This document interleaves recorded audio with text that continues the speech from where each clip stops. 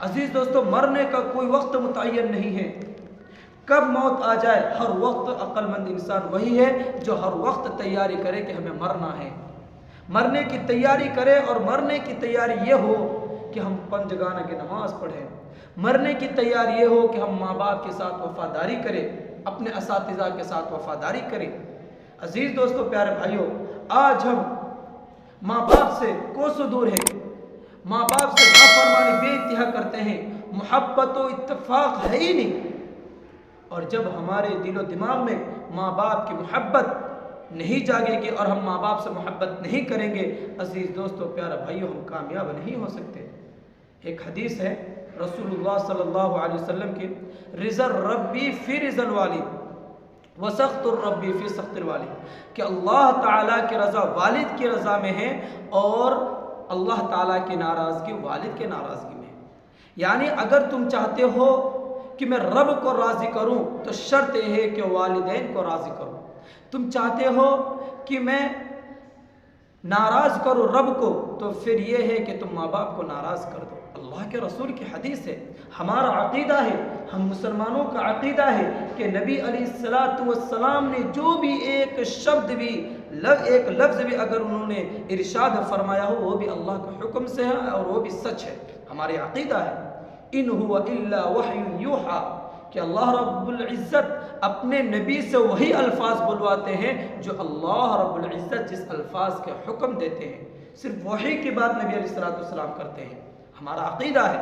लेकिन आज हम माँ बाप को सताते हैं, उन्हें पीटते हैं, उन्हें घर से निकाल देते हैं।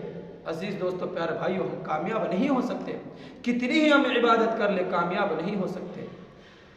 अजीज़ दोस्तों, प्यारे भाइयों, बात यह चल रही थी कि अल्लाह ने हमें जो पैदा किया है, ये इसलिए पैदा किया है कि हम अल्लाह को पहचानें और किसी भी तरीक़े से अल्लाह को राज़ी कर लें, किसी भी तरीक़े से हम नबी को राज़ी कर लें, नबी के तरीक़े पर चले। जब हम नबी के तरीक़े पर चलेंगे तो अल्लाह रब्बुल इज़्ज़त हमें मरते वक्त कलमा नसीब फरमाएगा। अजीज़ दोस्तों, प्यारे भाइयों, एक वाक़या मुझे याद आ गया। एक शख्स था, वो पूरी ज़िंदगी भूस बेचा करता था। भूस जानते हैं ना, जो गेहूँ होता है ना, गेहूँ जब हम उसे मशीन में डालते हैं तो एक तरफ गेहूँ के दाने निकलते हैं, दूसरी तरफ भूस निकलते हैं, है ना। वो भूस बेचता था, पूरी ज़िंदगी उसका यही कारोबार था, यही उसकी तिजारत थी। अजीज़ दोस्तों, प्यारे भाइयों, जब मरने का वक्त आया उस शख्स का, तो वो शख्स क्या कहने लगा कि भूस इतने रुपए का, भूस इतने रुपए का, भूस इतने रुपए का। लोग उसे तलकीन कर रहे हैं और उसे बार बार पढ़ा रहे हैं कि पढ़ लो ला इलाहा इल्लल्लाह मुहम्मदुर रसूलुल्लाह। उसे ये पढ़ने के लिए लोग कहते हैं, लेकिन वो क्या कहता है? वो कहता है कि भूस इतने रुपए का, भूस इतने रुपए का। अजीज़ दोस्तों, यही लफ्ज़ कहते कहते उसका इंतकाल हो गया। लोगों ने पूछा, किसी अल्लाह वालों ने से पूछा कि ये बूढ़ा आदमी या ये शख्स जो अभी मरा, ये यूँ कह रहा था मरते वक्त, हम बार बार ज़ोर ज़ोर से पढ़ रहे हैं ला इलाहा इल्लल्लाह मुहम्मदुर रसूलुल्लाह, ला इलाहा इल्लल्लाह मुहम्मदुर रसूलुल्लाह पढ़ रहे हैं ताकि ये भी हमारे साथ पढ़ ले और ये कलमा पढ़ते पढ़ते दुनिया से जाए। लेकिन हम उसे कलमा पढ़ा रहे हैं और वो पढ़ रहा है, वो कह रहा है कि भूस इतने रुपये का, भूस इतने रुपये का, क्या माजरा है? हमें समझ भी नहीं आया। तो घर वालों ने कहा कि पूरी ज़िंदगी भूस बेचता था और हर वक्त ये कहता था कि भूस इतने रुपए का है, भूस इतने रुपए का है। इसलिए मरते वक्त अल्लाह रब्बुल इज़्ज़त ने यही बताया कि उसके ज़बान पर यही अल्फाज लाया कि भूस इतने रुपए का।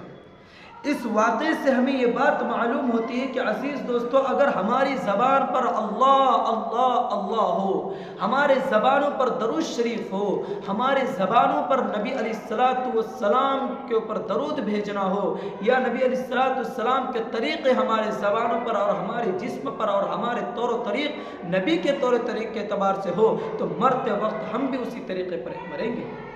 अल्लाह के ज़िक्र करेंगे दुनिया में, तो मरते वक्त हम अल्लाह के ज़िक्र ही करते करते मरेंगे।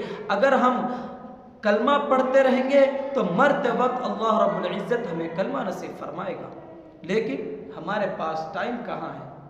हमारे पास टाइम कहाँ है कि हम अल्लाह की इबादत करें? बड़े अफसोस के साथ ये बात कहनी पड़ती है कि मस्जिद करीब है, लेकिन लोग अजान की आवाज़ को सुनते हैं लेकिन नमाज के लिए नहीं आते।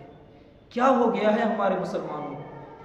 क्या हो गया है मुसलमानों को कि जिस मालिक ने 3 वक्त की रोटी पेट भर कर आपको खिलाता है, सुबह का नाश्ता आप पेट भर कर खाते हैं, दोपहर का खाना आप पेट भर कर खाते हैं, शाम का खाना पेट भर कर खाते हैं, वो रब तुम्हें 3 बार पेट भर कर खिलाता है, क्या उस रब के लिए तुम 5 वक्त की नमाज नहीं पढ़ सकते? अफसोस है, कैसी जिंदगी हम गुजार रहे हैं।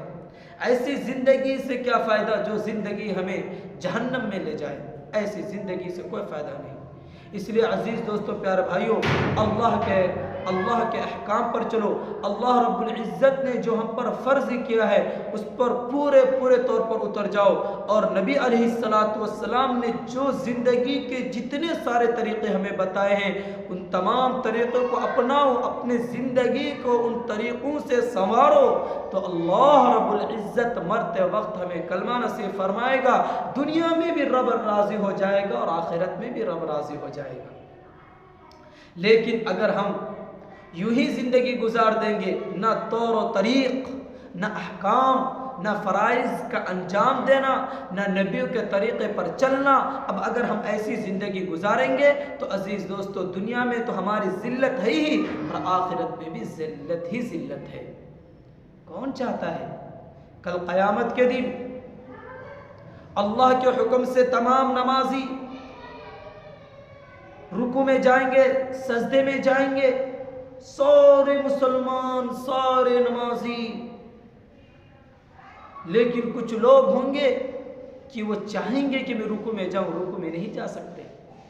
वो चाहेंगे कि मैं सजदे में जाऊं, वो सजदे में नहीं जा सकते। क्यों?